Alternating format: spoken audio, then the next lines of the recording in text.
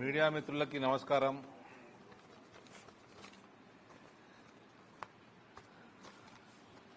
ముఖ్యమంత్రి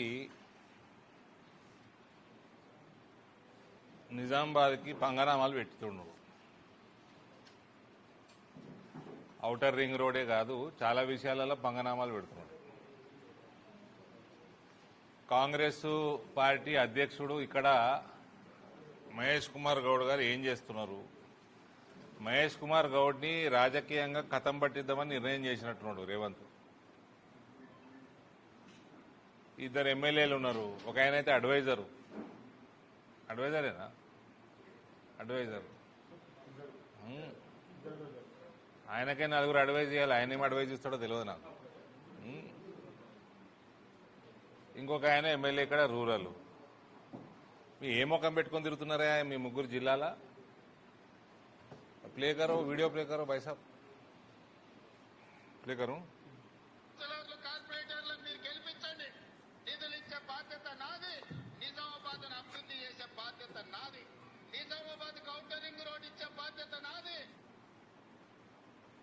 మళ్ళా ప్లే చేస్తా. కార్పొరేటర్లను మీరు గెలిపించండి, నిధులు ఇచ్చే బాధ్యత నాది, నిజామాబాద్ అభివృద్ధి చేసే బాధ్యత నాది, నిజామాబాద్ ఔటర్ రింగ్ రోడ్ ఇచ్చే బాధ్యత నాది.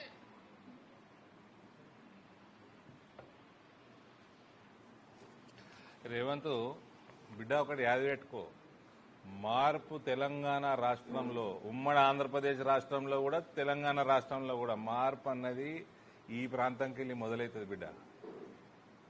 సమజే చోటే ఈ ప్రాంతం నుంచి స్టార్ట్ అవుతుంది. ఇక్కడ మోసం చేసినాం అనుకో, రైతుల్ని కానీ ప్రజల్ని కానీ, 2000 కలలు కంటున్నాడు ఈయన, 2034 గట అప్పటిదాకా ఈయన ముఖ్యమంత్రి ఉంటాడట. 2029లా నీ లాగుల తొండలు ఎట్లా దొరకొడతారంటే లాగిప్పి వారిపోతావు నువ్వే. వస్తా 1 by 1. ఔటర్ రింగ్ రోడ్ ఇస్తా అన్నాడు, ఇప్పుడు ఔటర్ రింగ్ రోడ్ లేదు. ఎక్కడెక్కడ ఇచ్చిండి ఇలా ఔటర్ రింగ్ రోడ్లు? ఖమ్మము, వరంగల్, కరీంనగర్కి ఔటర్ రింగ్ రోడ్ అట. మరి నిజామాబాద్కి ఏమైందా? ఇక్కడ ఉన్న వాళ్ళు ముగ్గురు ఏం చేస్తున్నారు? పిసిసి అధ్యక్షుడు, ప్రభుత్వ సలహాదారు భూపతి రెడ్డి గారు, రూరల్ ఎమ్మెల్యే ఏం చేస్తున్నారు? చేత అయితే ఎట్లా ఊపుతారు చూడు.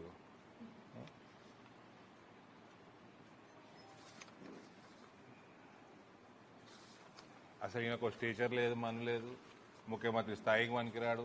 ఆ కాంగ్రెస్ వాళ్ళు కూడా ఈయన ఎన్ని మాటలు మాట్లాడిండండి, ఎన్ని దేవుళ్ళ మీద ఒట్లేసిండండి. దేవుళ్ళకే మోసం చేసిండు, ఇందూరు ప్రజలకు మోసం చేసాడు. పెద్ద ఆశ్చర్యం కాదు. నోరు ఉన్నదాన్ని కయ్యా కయ్యా కయ్యా కయ్యా పతలాడుతూ ఉంటుండే. ఇంతకుముందు ఏమైనా పతలాడుతుండే ఈయనది. ఈయన టీం కూడా తెలుసు నాకు, ఓలోళ్ళు నేను, అన్ని పార్టీలలో ఉంటారు ఆడ పతలాడుకుంటా. ఆ టేబుల్ మీద ఈ ఒక్కడు వాయిస్ తప్ప ఈయనదే కై కై కై కై కై కై కై కై షటర్ బాక్స్, పెద్ద షటర్ బాక్స్. ఈయన ఇష్టం ఉన్నట్టు వాగ్దానాలు చేసిండు. నిన్న కాక మొన్న జరిగిన మున్సిపల్ ఎలక్షన్లలో వచ్చి గెలిపిస్తే రింగ్ రోడ్ వేపిస్తా అన్నాడు. ఆ తుకడాలైనా గెలిపించారు ప్రజలు. ఆ ఎంఐఎం ఓడికి ఇన్ని, కాంగ్రెస్ ఓడికి ఇన్ని, ఆ బీఆర్ఎస్ ఓడికి ఒకటి, అందరు కలిసి తుకడాలు చేసుకున్నావు కదా. మరి రింగ్ రోడ్ ఎందుకు ఇవ్వకపోతుంది? ఇంకోటి నిజామాబాద్ ప్రజలకు తెలియజేయాలా, జీవితంలో మనకి అండర్ గ్రౌండ్ అనేది రాదు. ఇట్లనే ప్రభుత్వాలు బీఆర్ఎస్ ఓడో కాంగ్రెస్ ఓడు ఉంటే ఎప్పటికీ రాదు. అప్డేట్ ఇస్తున్నా, ఇది నేను మీడియాకి ఇచ్చేస్తా. లేటెస్ట్ అండర్ గ్రౌండ్ డ్రైనేజ్ మీద ఉన్న లేటెస్ట్ ఇది అండర్ గ్రౌండ్ డ్రైనేజ్ స్కీము టోటల్గా 162.8, అంటే 163 కోట్లు. ఇందులో దాదాపు 50 కోట్లు కేంద్రం, 84 కోట్లు రాష్ట్రం, 15 కోట్లు 15th finance commission, ULB share urban legislative bodies అనుకుంటా, లోకల్ బాడీయా లెజిస్లేటివ్ బాడీ ఏమో అదే, వాట్ ఎవర్, యుఎల్బి షేర్ 14 కోట్లు. ఇవన్నీ కలిపితే 163 కోట్లు. దీంట్లో ఇందూరు పట్టణ ప్రజలు వినండి, మొత్తం నెట్వర్క్ సువర్ నెట్వర్క్ 90.3 కిలోమీటర్స్, ఇప్పటిదాకా పని అయింది. పైప్స్ సప్లైడ్ 41.94, 42 కిలోమీటర్సే పైప్ సప్లై అయింది. నెట్వర్క్ లేడు 27 కిలోమీటర్సే వేసిరు. అవుట్ ఆఫ్ 90 కిలోమీటర్స్ 27 కిలోమీటర్స్ వేసిరు పైపులు. ఇన్స్పెక్షన్ చేంబర్స్ 7,500, 963 అయినాయి. 11-12% అయినాయి. 12%. మ్యాన్ హోల్స్ కొత్తవి కట్టాలా, కిందికి ఉన్నాయి పైకి రేజ్ చేయాలి. ఇవి 4,004 కొత్తవి, 8,999 అంటే 99,000 రేజ్ చేసేటివి. రేజ్ చేసే 847 అయినాయి. కొత్త మ్యాన్ హోల్స్ 867 అయినాయి. ఇది మొత్తం కలిపితే 13% అయింది. ఇన్స్పెక్షన్ చేంబర్స్ 12% అయింది. ఇక పైపులు వచ్చినాయి, లే చేసినాయి. పైపులు వచ్చినాయి 46%, లే చేసినాయి 25% అయినాయి. హౌస్ సర్వీస్ కనెక్షన్ 45,000, 3,499 అయినాయి. 8% కూడా కాలే. Commissioning of old sewer lines 250 కిలోమీటర్లు, 45 కిలోమీటర్లు కంప్లీట్ అయినాయి. 18% అయింది work. Total of sewer network, STPs and pump houses అన్ని ఇన్ ప్రోగ్రెస్ అని రాసేసారు. కలిపి ఏడ మొదలైనయా కాలేదా దాని డీటెయిల్స్ కూడా ఇవ్వలేదు. ఓవరాల్ ప్రోగ్రెస్ 25% కూడా కాలేదండి. Under ground drainage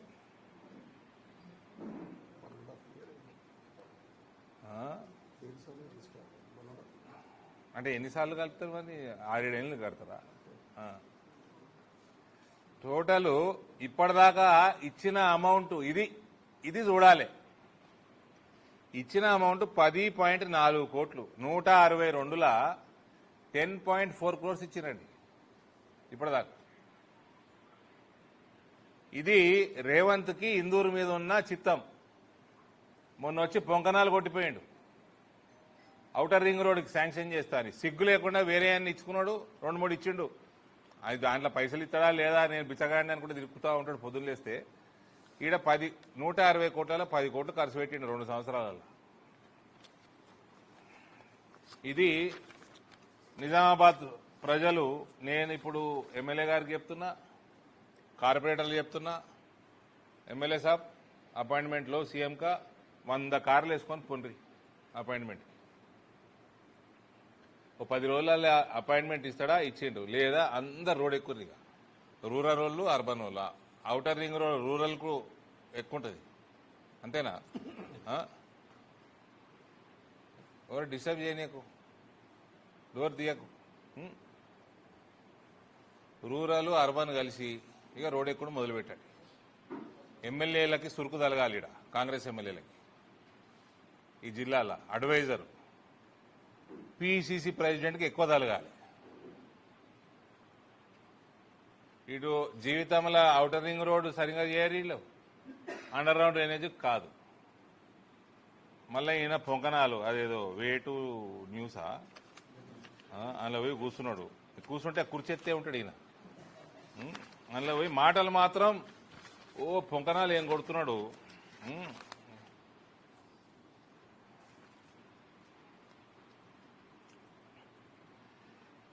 Rahul Gandhi 2039 దాకా ప్రధానమంత్రి కాదని చెప్పేసాడు ముఖ్యమంత్రి.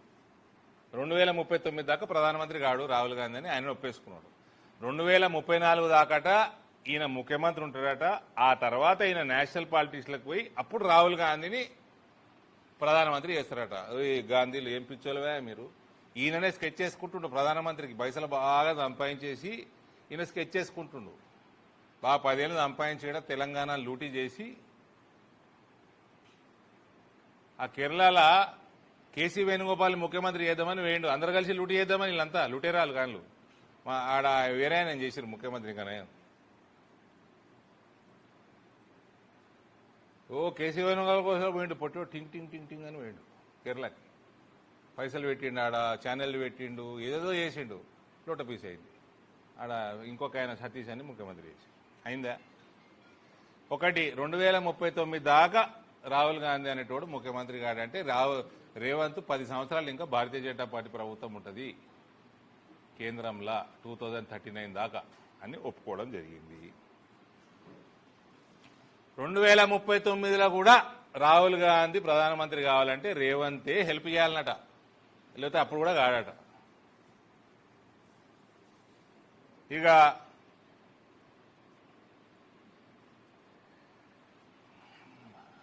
Public opinion, parliament opinion, BJP side వాళ్ళు కూడా అన్నారు, మా అత్యుత్త నాయకులు కూడా అన్నారు, నీకంటే మీ చెల్లె మేలున్నది, ఆమెను ముందర కూర్చోబెట్టున్నట్టే, రాహుల్ గాంధీ కంటే ప్రియాంక గాంధీ మేలున్నది, ఆమె కూర్చోబెట్టమని మా నాయకులే అన్నారు. అందరం ఒప్పుకుంటాం దానికి, పబ్లిక్ కూడా అదే. దానికి కాంట్రరీ ఈయనంట రాహుల్ గాంధీని కూర్చోబెడతాడంటే మస్కా కొట్టుడు తప్ప ఇలా ఏం మీనింగ్ లేదు. ఒకటే రాహుల్ గాంధీ ఇజ్జత్ తీసిండు 2039 దాకా నువ్వు ప్రధానమంత్రి కావని, ఆ తర్వాత కూడా అప్పుడు కూడా నేను హెల్ప్ చేస్తేనే అవుతావని ప్రియాంక గాంధీకి ఈయన మోసం చేస్తా ఉన్నాడు. పబ్లిక్ ఒపీనియన్ ఆమె దిక్కున్నది, ఈ రకంగా ఉన్నది. ఈయన అన్ని పనికి మాల మాటకారండి. ఈయనను ఎందుకు చేసుకున్నాండి ముఖ్యమంత్రి? కోమటిరెడ్డి వెంకటరెడ్డి గారు ఉంటారండి, ఆయన ఇది జెన్యున్ పర్సన్. పోతే మంచిగా ఉన్నట్టు మనస్ఫూర్తిగా మాట్లాడతాడు, అయ్యేది ఉంటే అవుతుందని చెప్తాడు పని, అయ్యేది లేకుంటే కాదని చెప్తాడు, ఎందుకు కాదో చెప్తాడు, చెప్పిన మాట ఇంప్లిమెంట్ చేస్తాడు. అట్లాంటి నేను ఒక డిగ్నిఫైడ్ జెన్యున్ మనిషినన్నా ముఖ్యమంత్రిని చేసుకునేది ఉండే. వస్తారు, ఇట్లాంటి వాళ్ళు వస్తారు, క్యాంపెయిన్ చేసుకుంటారు, మస్తీ చేసుకుంటారు, ఉప ముఖ్యమంత్రి ఏదో పడేస్తే అయిపోతుండే. ఒక జెన్యున్ లీడర్ని, డిగ్నిఫైడ్, కొంచెం డీసెన్సీ, మాట మీద నిలబడేటోనన్నా ముఖ్యమంత్రి చేసుకునేది ఉండే. 2029 కాంగ్రెస్ల చరిత్రలో ఎన్నడూ లేనంత అధ్వానంగా ఓడిపోతుంది ఇక్కడ తెలంగాణలో. 1985 చాలా అధ్వానంగా ఓడిపోయారు, 1994 ఇంకా అధ్వానంగా ఓడిపోయారు. 2028-29 రేవంత్ నాయకత్వంలో కాంగ్రెస్ పార్టీ చాలా అధ్వానంగా ఓడిపోతుంది. కానీ మన మోడీ గారు ఒకటి మెరిసే జుడిజావని, మరి ఏమన్నా ఉందో నాకైతే తెలియదు. చాలా చిన్న కార్యకర్తని బీజేపీలో, ఏమన్నా లింక్ ఉందేమో మరి నాకైతే తెలియదు. అట్లాంటిది ఏమైనా ఉందా? సువేందు అధికారి, అందుకే చెప్పిన కాంగ్రెస్ వాళ్ళకి సలహా, మా నాయన చాలా సేవ చేసి ఈ పార్టీకి. జెన్యున్గా కోమటిరెడ్డి వెంకటరెడ్డి లాంటి వాళ్ళు, శ్రీధర్ బాబు లాంటి వాళ్ళు ఇలా మాట మీద ఉండి జీవితాంతం కాంగ్రెస్ పార్టీలో ఉండి గసంటోళ్ళని చేసుకున్నా సరే, ఈయనకి ఏదో పడేస్తే అయిపో మంత్రి పదవి. ఎప్పుడు జారుకుంటాడో తెలియదు.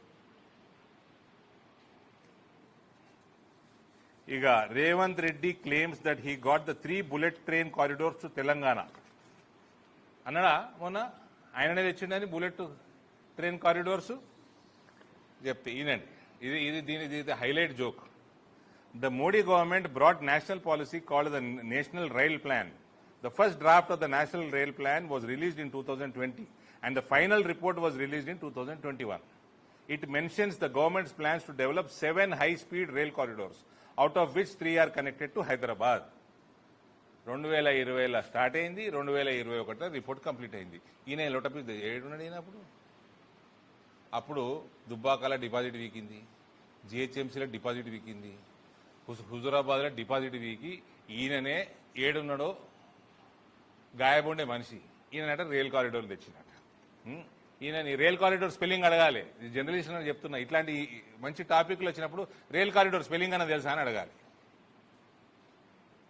ఈయనకి ఏం సంబంధం అండి? 2021లో అయిపోయింది ప్రణాళిక, ఇప్పుడు వచ్చినాయి అవన్నీ. Pune to Hyderabad, Hyderabad to Bengaluru, Hyderabad to Chennai. ఇంకోటి రేవంత్ దీంట్లో అంట్లా చదువు సందేహం ఉంటుంది, రీసెర్చ్ ఉంటుంది, అది తమరికి ఎక్కదు. అది మూసి ప్రక్షాళన చేస్తావు, మరి కారిడోర్ చేస్తాను, అంత రీహాబ్ అందరికీ ప్లాన్ చేసి నువ్వు కూలగొట్టుడు ఉన్నది కానీ ఒకటి కట్టింది లేదు. ఏడికి షిఫ్ట్ చేస్తావు కూలగొట్టిన ఇల్లు అన్ని ఉట్టి మాటలు, 4 రూపాయలు వేసుకపోవడు. ఇది the criteria for high speed rail corridors are as for ఇవి అన్ని రీసెర్చ్లు ఉంటాయి. City population of more than 10 lakhs, distance between city pair of cities ఎక్కడి నుంచి ఎక్కడికి, confine to distances between 300 to 700 kilometers, city GDP, high levels of congestion, passenger flow between both the cities, including AC rail and air trips. ట్రైన్లలో తిరిగేటోళ్ళు AC కోచ్లలో ఎంత తిరుగుతున్నారు, ఫ్లైట్లలో ఎంత తిరుగుతున్నారు, ట్రాఫిక్ మూవ్మెంట్, దాని మీద రీసెర్చ్ ఉంటుంది. Corridors having AC passengers more than 50% identified. AC కోచ్లలో ఎక్కువ తిరుగుతున్నారు ఈ కారిడోర్లలో. ఇదంతా రీసెర్చ్ ఉంటుంది దీని వెనుక. డైలాగులు పతలాట కాదు ఇది చోటు, పతలాట కాదు ఇది. జోకర్ ఉంటుంది కదా, జోకర్ అనుకున్నాడు ఏందో మరి. ఇది జస్ట్ మన ప్రియతమ ముఖ్యమంత్రి, నీకు మాకు అందరికీ ముఖ్యమంత్రి, ఆయనను ఎడ్యుకేట్ చేయడానికి చెప్తున్నది ఈ విషయాలు. నెక్స్ట్ టైం వాగేటప్పుడు పత్తల టేబుల్ మీద వాగేటట్టు వాగకు. ఇంకో డైలాగ్ కొట్టినోటి, అందుకే డౌట్ కూడా వస్తుంది నాకు మోదీ గారు మొన్న అన్న మాట మీద. ఇది మేము రాజకీయాలు రాగానే మాకు కోచింగ్ క్లాసులు అన్నిట్లో వింటుంటాం. ఇది పహలా దేశ్, उसके बाद జనతా దళ్, దాని తర్వాత బీజేపీ పార్టీ, దేశం ప్రథమం, ప్రజలు సెకండు, తర్వాత మన పార్టీ, తర్వాత 4th ప్లేస్లో మనం, మన కుటుంబం కానీ ఇండివిజువల్ కానీ అని మాకు నన్ను నేర్పినాడు. ఈ డైలాగులు కొడతా ఉంటాడు మధ్యలో. అందుకనే మోదీ గారు మొన్న అన్నది నాకు చాలా బలంగా నాటకపోయింది. కోమటిరెడ్డి అన్న నువ్వే చూసుకోవాలి జాగ్రత్త. శ్రీధర్బాబు గారు, మహేష్ అయితే ఆయనకి అసిస్టెంటే, పిఏ టు సీఎం. ఆయన ఏం చెప్తే అది. నిజామాబాద్ ప్రజలకి లొట్టపీస్ చూపిస్తున్నా కూడా మహేష్ కుమార్ కూడా మాట్లాడతలేడు. అంటే కూసోమంటే కూర్చున్నాడు, లేవమంటే లేచేటోని పీసీసీ ప్రెసిడెంట్ చేస్తే ఆ రాహుల్ గాంధీకి అక్కలు ఉండాలి. ఈయనకి బయట మాట్లాడడానికి అవన్నీ, నేనేదో దేశభక్తుడిని, అటు ప్రధానమంత్రి గారిని ఇంప్రెస్ చేసుకోవాలను, మా హోమ్ మినిస్టర్ గారిని ఇంప్రెస్ చేసుకోవాలను, ఇవన్నీ బయట మాట్లాడతాం. కానీ ఈయన ఫస్ట్ రేవంత్, పహలా రేవంత్, बाद में కొండల్, उसके बाद में कृष्णा, లాస్ట్ में తిరుపతి. రేవంత్ రెడ్డి కుటుంబం, కొండల్ రెడ్డి కుటుంబం, కృష్ణారెడ్డి కుటుంబం, తిరుపతి రెడ్డి కుటుంబం తప్ప ఏ కుటుంబం మీద ఈయనకి చిత్తశుద్ధి లేదు తెలంగాణలో. ఓకే, డైలాగులు తప్ప ఏముండవు సార్వి. ఇక ఈ ఫ్యూచర్ సిటీ అట. ఆ ఫ్యూచర్ సిటీకి మన 9th డిసెంబర్ రోజు సోనియా గాంధీ బర్త్డే నాడు ఏదో వేసిండు కదా, ఏదో సమిట్, గ్లోబల్ సమిట్ అని వేసిండు. సోనియా గాంధీ గారిని పిలిచిండు. వచ్చిందా? నా లేకైతే రాలే. అంటే ఆల్గొండ అమరీనని. ఆ కేసీఆర్ కరీంనగర్ని డాలస్ చేస్తా, వరంగల్ని వాషింగ్టన్ చేస్తా, హైదరాబాద్ని మన న్యూయార్క్ చేస్తా, పాత బస్తీని ఇస్తాన్బుల్ చేస్తా అంటే ప్రజలందరూ కూర్చొని ఆయనని ఫార్మ్ హౌస్లో కూర్చోబెట్టారు అందరు కలిసి. ఇక ఈయన టోక్యోలు, న్యూయార్క్లు, అన్ని లండన్లు అన్ని కలిపేట అన్ని తీసుకొచ్చి ఒకటే ఫ్యూచర్ సిటీ చేస్తారట. ఉన్న పట్టణాలనే అప్గ్రేడ్ చేస్తా అంటే కేసీఆర్ని నమ్మలే. లేని పట్టణం క్రియేట్ చేస్తారట, ఫ్యూచర్ సిటీ అట. అందుకే రాలే సోనియా గారు.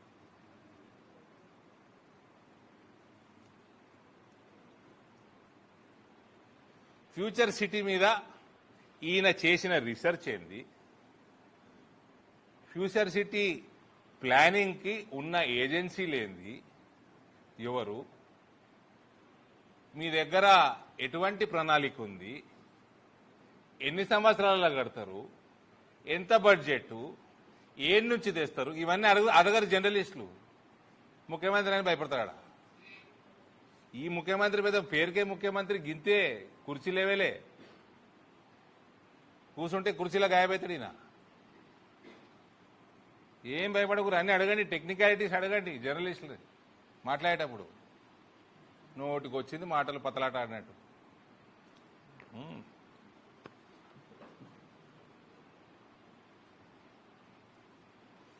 మన ఇందూరు పట్టణానికి వస్తే మాత్రం మహేష్ కుమార్ గౌడ్ రాజకీయ జీవితాన్ని క్లోజ్ చేసినట్టున్నాడు. సుదర్శన్ రెడ్డిది ఎట్లా అయిపోయి దగ్గర పడ్డది. భూపతి రెడ్డి గారు అవుట్. మొత్తం పగబట్టిండు నిజామాబాద్ జిల్లాని. ఇక్కడ ఎమ్మెల్యేలు, జిల్లాలో ఉన్న ఎమ్మెల్యేలు, పీసీసీ ప్రెసిడెంట్ ఇక్కడ నిజామాబాద్ అర్బన్ రూరల్ టీమ్స్ కలిసి వాళ్ళ నిద్ర పోనీయొద్దు. ఇయ్యాలటి వరకు మా పసుపు బోర్డు చైర్మన్ గారు ఉన్నారు. ఇయ్యాలటి వరకు రైతులు మీకైతే మేము చెప్పాలండి, మేము చేసేసినాము.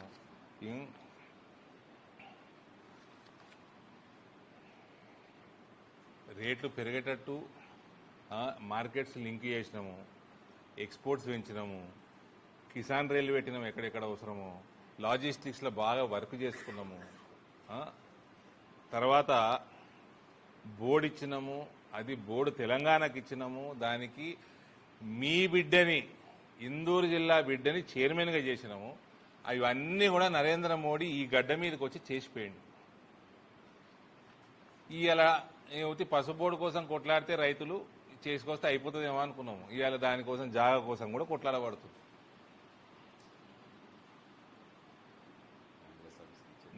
నేను చెప్తున్నా పసుపు రైతులందరికీ, అంతా మీరు కృషి కాకండి. ఈ రేట్లు మీరు గతంలో కూడా చూసిన వాళ్ళే. మీరు 90లలో ఎప్పుడో ఉండే కదన్నా, ఎట్లా పడిపోయినాయి. మీకు కేంద్ర ప్రభుత్వం ఒక మంచి ప్లాట్ఫామ్ తయారు చేసింది, బోర్డు ఇచ్చింది, చైర్మన్ మీయోడిని ఇచ్చింది, ఈ మీ గడ్డ మీద ఇచ్చింది. దీన్ని సద్వినియోగం రాష్ట్ర ప్రభుత్వాలు ఎక్కువ చేసుకోగలుగుతాయి. నయా పైసా చిత్తశుద్ధి లేదు, దాని మీద ఇంట్రెస్ట్ లేదు, కనీసం జాగా కూడా ఇస్తలేరు. మొన్న పల్లెరంగారెడ్డి గారు ఉద్యమాన్ని దిగుతామంటే టక్కని ఫోన్ చేసాడు మహేష్ కుమార్ గౌడ్. ఫోన్ చేసి 10 రోజులు అవుతుంది, అన్న మా జిల్లా పరిషత్ ల్యాండ్ ఇచ్చేస్తున్నాము, కలెక్టర్ గారికి చెప్పేసినాము, కలెక్టర్ గారు లైన్లకు తీసుకున్నారు, ఫోన్లో కలెక్టర్ గారు ఒప్పేసుకున్నారు. దాని తర్వాత ఆ ఫోన్ పెట్టేసినాక కలెక్టర్ గారు ఫోన్ ఎత్తలేరు. ఇంకో 10 రోజులు ఆగుతాం, ఇంకా 15 రోజులు ఆగుతాం.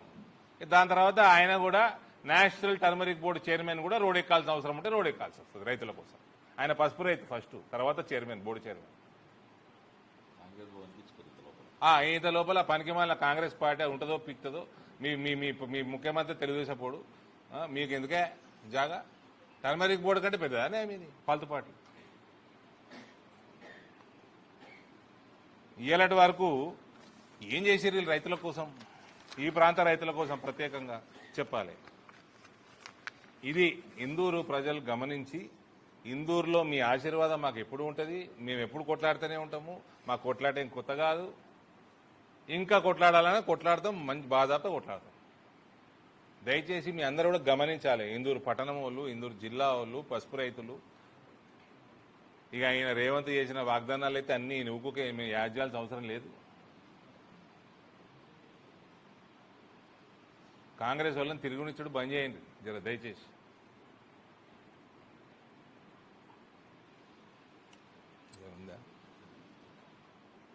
Any other subjects other? Thank you brother.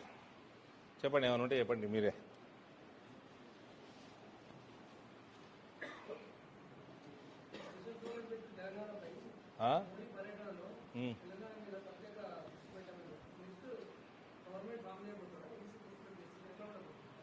ఇక్కడ భారతీయ జనతా పార్టీ ప్రభుత్వము 2029లో బ్రహ్మాండమైన మెజారిటీతో ఉంటుంది.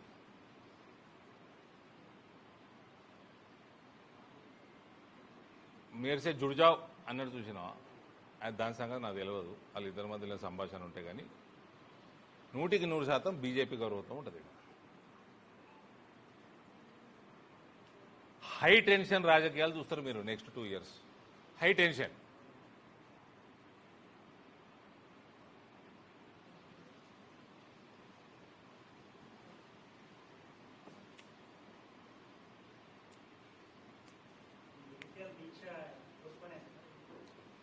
పర్మిషన్ ఇక్కడ నుంచి జగిత్యాల పోతున్నా, అక్కడ ముచ్చట ఆడ మాట్లాడతాం. 4 గంటలకు ప్రెస్ మీట్ ఉంది ఆడ ఎస్పీ గారు కొంచెం కాంగ్రెస్ కార్యకర్త తయారయ్యిండు.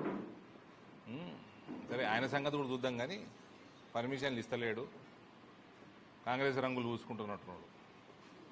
ఐపీఎస్ ఆఫీసర్ ప్రత్యేకంగా ఆయన జర యంగ్స్టర్ ఏమో జర జాగ్రత్తగా ఉండాలా. పెద్ద కెరియర్ ఉంది మీకు ముందు ముందు. అందరికీ సమానంగా న్యూట్రల్గా వ్యవహారం చేయాలి.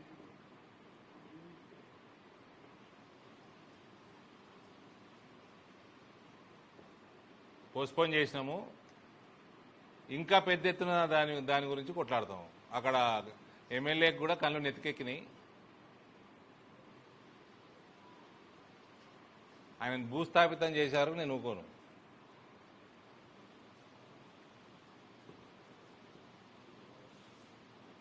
మళ్ళీ కూడా వాళ్ళ చెల్లెలకి ఆయన కొత్త పార్టీ పెట్టుకోవాలి. అర్థం కావద్దు, రాజకీయము ప్రపంచం అర్థం కాకుండా చేస్తాం మళ్ళా.